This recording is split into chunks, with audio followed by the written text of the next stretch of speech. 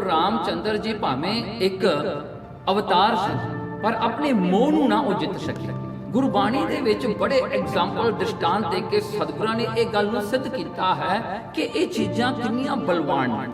Both in Sri Dasam Granth and in Sri Guru Granth Sahib Ji, the references are made. ਸਤਿਗੁਰਾਂ ਨੇ ਆਪਣਾ ਜਿਹੜਾ ਫੈਸਲਾ ਵੀ ਸੁਣਾਇਆ, ਰਾਮ ਰਹੀਮ ਪੁਰਾਨ ਕੁਰਾਨ ਅਨੇਕ ਕਹੇ ਮਤ ਇੱਕ ਨਾ ਮੰਨਿਓ।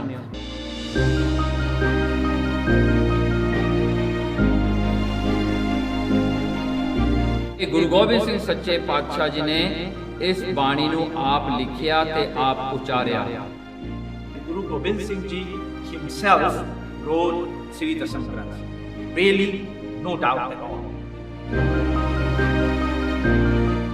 जोग जोग अटल एह ग्रंथ हमारा, कछुक दिन अलोप रहे, पुन प्रगट तीन लोक मझार जी।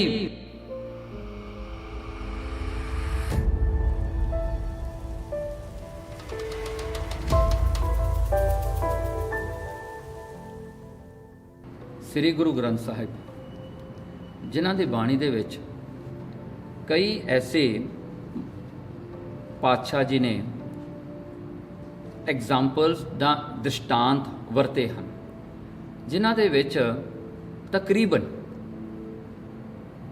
88 ਨਾਮ ਤੋਂ ਵੱਧ ਵੀ ਆਏ ਹਨ ਸ੍ਰੀ ਗੁਰੂ ਗ੍ਰੰਥ ਸਾਹਿਬ ਦੇ ਵਿੱਚ, ਜਿਨ੍ਹਾਂ ਦੇ ਵਿੱਚ ਅਜਾਮਲ ਵੀ ਆ ਗਿਆ, ਗਣਕਾ ਆ ਗਈ, ਰਾਮਚੰਦਰ ਜੀ ਆ ਗਏ, ਕ੍ਰਿਸ਼ਨ ਆ ਗਏ। ਇੱਥੋਂ ਤੱਕ ਕਈ ਵਾਰ ਤਾਂ ਸਤਿਗੁਰਾਂ ਨੇ ਇਹਨਾਂ ਦੇ ਜਿਹੜੇ ਵਿਸਥਾਰ ਹੋਇਆ ਜਾਂ ਇਹਨਾਂ ਦੇ ਨਾਲ ਜੋ ਇਹਨਾਂ ਦੇ ਜੀਵਨ ਵਿੱਚ ਜਿਹੜੀਆਂ ਘਟਨਾਵਾਂ ਵਰਤੀਆਂ ਉਹਨਾਂ ਦੇ ਬਾਰੇ ਵੀ ਮਹਾਰਾਜ ਨੇ ਬਾਣੀ ਵਿੱਚ ਆਪਾਂ ਨੂੰ ਦੱਸਿਆ ਹੈ। You know, in Dasam Granth, we see or we read, Maharaj Ji actually has put the whole narration of the Chavi avatars, so Ramchandra Ji, Krishna Bhagavan, and so on and so forth, right? And that is used as an argument to say, oh, you know, why would Maharaj Ji write about them?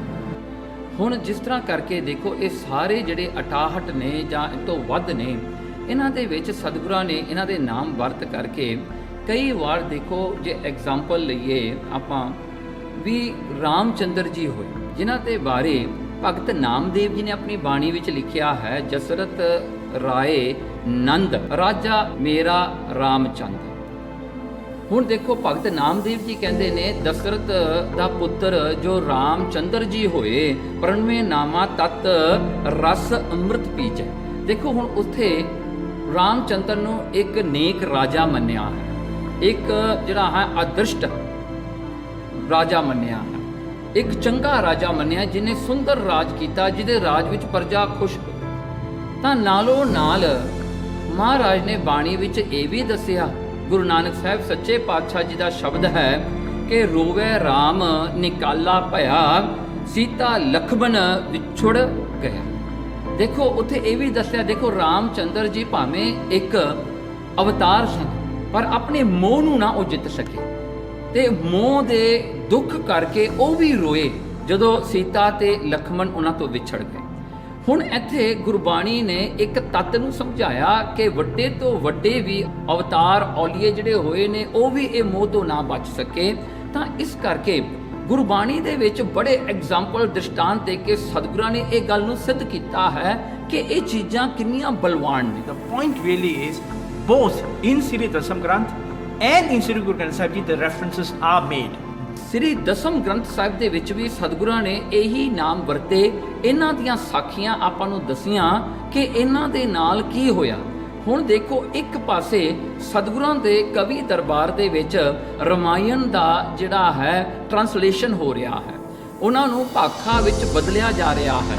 ਦੂਸਰੇ ਪਾਸੇ ਗੁਰੂ ਗੋਬਿੰਦ ਸਿੰਘ ਮਹਾਰਾਜ ਆਪਣੀ ਰਚਨਾ ਰਚਦੇ ਨੇ, ਜਿਹਨੂੰ ਆਪਾਂ 24 ਅਵਤਾਰਾਂ ਦੀ ਜਿਹੜੀ ਹਨ ਬਾਣੀ ਕਹਿੰਦੇ ਹਾਂ। 24 ਅਵਤਾਰਾਂ ਦੀ ਬਾਣੀ ਵਿੱਚ ਜਦੋਂ ਵੀ ਰਾਮਚੰਦਰ ਦਾ ਜਾਂ ਹੋਰ ਵੀ ਅਵਤਾਰਾਂ ਦਾ ਆਇਆ, ਉੱਥੇ ਉਹਨਾਂ ਦਾ ਜੀਵਨ ਵੀ ਦੱਸਿਆ ਹੈ ਤੇ ਨਾਲੋਂ ਨਾਲ ਇੱਕ ਗੱਲ ਹੋਰ ਵੀ ਦੱਸੀ ਹੈ ਉੱਥੇ ਵੀ ਜਿੱਥੇ ਜਿੱਥੇ ਉਹਨਾਂ ਨੇ ਟੱਪਲਾ ਖਾਧਾ ਹੈ, ਜਿੱਥੇ ਉਹਨਾਂ ਤੋਂ ਗਲਤੀ ਹੋਈ ਹੈ, ਜਿੱਥੇ ਉਹ ਕਾਮ ਕ੍ਰੋਧ ਲੋਭ ਮੋਹ ਹੰਕਾਰ ਦੇ ਵਸ ਵਿੱਚ ਆ ਕੇ ਉਹਨਾਂ ਨੇ ਕਈ ਐਸੇ ਕਾਰਜ ਕੀਤੇ ਜਿਹੜੇ ਉਹਨਾਂ ਨੂੰ ਨਹੀਂ ਕਰਨੇ ਚਾਹੀਦੇ ਸੀ।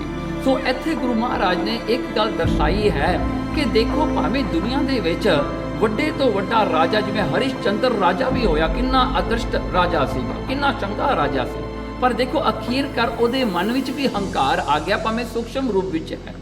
ਸੋ ਗੁਰੂ ਗੋਬਿੰਦ ਸਿੰਘ ਮਹਾਰਾਜ ਨੇ ਇਹ ਦੁਨੀਆ ਦਾ ਇਤਿਹਾਸ ਸਤਯੁਗ ਤੋਂ ਲੈ ਕੇ ਕਲਯੁਗ ਤੱਕ ਜਿੰਨਾ ਵੀ ਦੁਨੀਆ ਦਾ ਇਤਿਹਾਸ ਹੈ, ਉਹ ਸਾਰੇ ਦਾ ਸਾਰੇ ਦੇ ਵਿੱਚੋਂ ਆਪਾਂ ਨੂੰ ਸਿੱਖਿਆ ਕੱਢ ਕੇ ਦਿੱਤੀ ਹੈ ਕਿ ਤੁਸੀਂ ਆਪਣਾ ਜੀਵਨ ਕਿਸ ਤਰ੍ਹਾਂ ਬਣਾਉਣਾ ਹੈ, ਕਿਸ ਤਰ੍ਹਾਂ ਇਹ ਜੀਵਨ ਢਾਲਣਾ ਹੈ। ਤੇ ਇਹਦੇ ਵਿੱਚ ਇੱਕ ਗੱਲ ਆਪਾਂ ਨੂੰ ਬਹੁਤ ਜਿਹੜੀ ਅਹਿਮ ਇੰਪੋਰਟੈਂਟ ਹੈ, ਗੁਰੂ ਨਾਨਕ ਗੁਰੂ ਤੋਂ ਬਗੈਰ ਮੁਕਤੀ ਨਹੀਂ ਹੋ ਸਕਦੀ।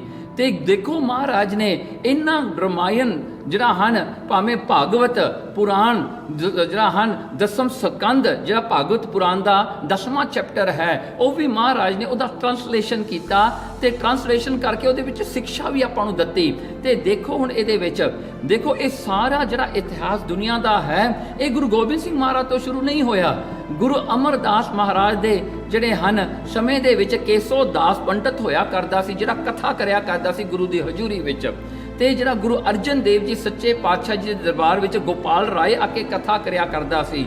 ਗੁਰੂ ਹਰਗੋਬਿੰਦ ਸਾਹਿਬ ਸੱਚੇ ਪਾਤਸ਼ਾਹ ਜੀ ਦੇ ਦਰਬਾਰ ਵਿੱਚ ਨੀਤਾਨੰਦ ਜੀ ਪੰਡਤ, ਉਹਨੇ ਆ ਕੇ ਕਥਾ ਗਰੁੜ ਪੁਰਾਣ ਦੀ ਕੀਤੀ। ਸੋ ਇਹ ਸਭ ਕੁਝ ਆਪਾਂ ਨੂੰ ਇਤਿਹਾਸ ਵਿੱਚ ਮਿਲਦਾ ਹੈ। ਦੇਖੋ ਇੰਨਾ ਕੁਝ ਜਿਹੜਾ ਹੈ ਦੱਸ ਕੇ ਵੀ ਸ੍ਰੀ ਦਸਮ ਗ੍ਰੰਥ ਸਾਹਿਬ ਦੇ ਵਿੱਚ ਸਤਿਗੁਰਾਂ ਨੇ ਆਪਣਾ ਜਿਹੜਾ ਫੈਸਲਾ ਵੀ ਸੁਣਾਇਆ, ਰਾਮ ਰਹੀਮ ਪੁਰਾਣ ਕੁਰਾਨ ਅਨੇਕ ਕਹੇ ਮਤ ਏਕ ਨਾ ਮੰਨਿਓ।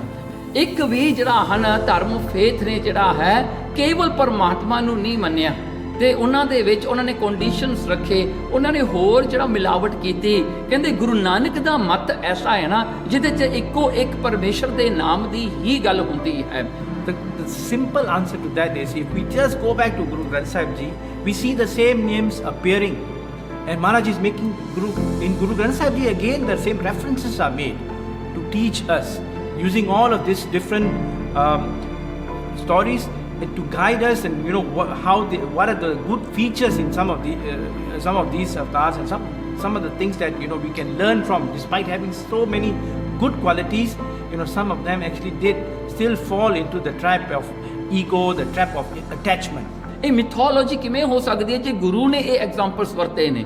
ਜੇ ਗੁਰੂ ਨੇ ਦੱਸਿਆ ਹੈ ਤਾਂ ਸੱਚ ਹੈ, ਉਹਦੇ ਵਿੱਚ ਕੋਈ ਸ਼ੱਕ ਨਹੀਂ ਹੋਣਾ ਚਾਹੀਦਾ ਗੁਰਸਿੱਖ ਨੂੰ, ਕਿਉਂਕਿ ਇੱਕ ਟੀਚਰ ਇੱਕ ਗੁਰੂ ਦੀ ਮਰਜ਼ੀ ਹੁੰਦੀ ਹੈ, ਉਹਨੇ ਆਪਣੇ ਸਿੱਖਾਂ ਨੂੰ, ਆਪਣੇ ਸਟੂਡੈਂਟ, ਆਪਣੇ ਸਿੱਖਾਂ ਨੂੰ ਕਿਸ ਤਰ੍ਹਾਂ ਸਿਖਾਉਣਾ ਹੈ, ਕਿਹੜੇ ਐਂਗਲ ਤੋਂ ਉਹਨਾਂ ਨੇ ਲੈ ਕੇ ਜਾਣਾ। ਹੁਣ ਜੇ ਹਿਸਾਬ ਕਰੀਏ, ਜੇ ਆਪਾਂ ਗੱਲ ਕਰਦੇ ਹਾਂ ਨਾਮ ਜਪਣ ਦੀ, ਆਪਾਂ ਗੱਲ ਕਰਦੇ ਹਾਂ ਪਰਮੇਸ਼ਰ ਨੂੰ ਮਿਲਣ ਦੀ, ਤਾਂ ਫਿਰ ਆਪਾਂ ਨੂੰ ਵੈਸੇ ਹੀ ਐਗਜ਼ਾਮਪਲ ਦ੍ਰਿਸ਼ਟਾਂਤ ਵਰਤਨੇ ਪੈਣੇ ਨੇ ਉਹਨਾਂ ਦੇ, ਜੇ ਇਹ ਰਸਤੇ ਤੇ ਤੁਰੇ ਨੇ, ਜਿਹੜੇ ਅੱਗੇ ਜਾ ਕੇ ਪਾਸ ਵੀ ਹੋਏ ਨੇ, ਜਿਹੜੇ ਅੱਗੇ ਜਿਹੜਾ ਰਸਤੇ ਵਿੱਚ ਫੇਲ ਵੀ ਹੋਏ ਹਨ, ਉਹਨਾਂ ਤੋਂ ਸਿੱਖਿਆ ਵੀ ਆਪਾਂ ਨੂੰ ਲੈਣੀ ਪੈਣੀ ਹੈ। ਇਸ ਕਰਕੇ ਸ਼੍ਰੀ ਦਸਮ ਗ੍ਰੰਥ ਦੀ ਬਾਣੀ ਵਿੱਚ ਇਹ ਅਹਿਮ ਹਿੱਸਾ ਹੈ, ਜਿਹਦੇ ਵਿੱਚ ਆਪਾਂ ਨੂੰ ਇਹ ਸਿੱਖਿਆ ਸ਼੍ਰੀ ਗੁਰੂ ਗੋਬਿੰਦ ਸਿੰਘ ਜੀ ਨੇ ਦਿੱਤੀ ਹੈ।